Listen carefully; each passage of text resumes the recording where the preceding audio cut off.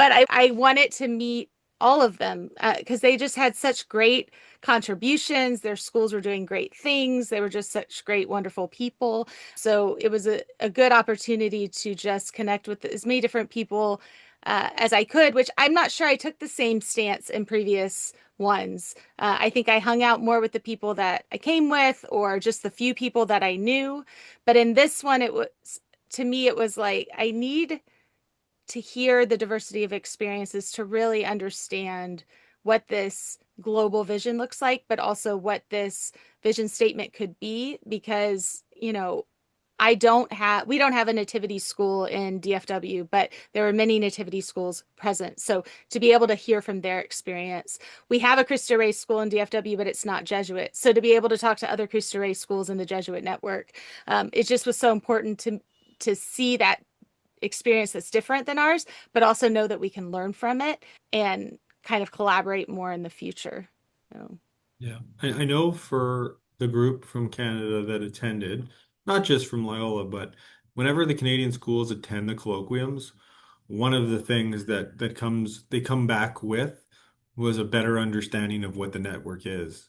Because mhm. for many of them, and I mentioned this to all of you when we were in Indonesia last year, we just don't get the same level of connection because of the geographical setup of Canada and where the schools are across the country.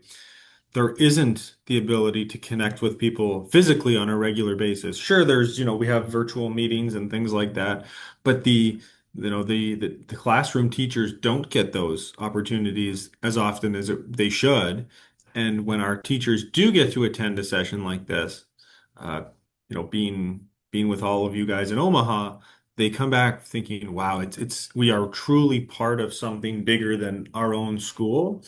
And they come back just invigorated and wanting to take in more knowledge and they want to speak to more people from the network.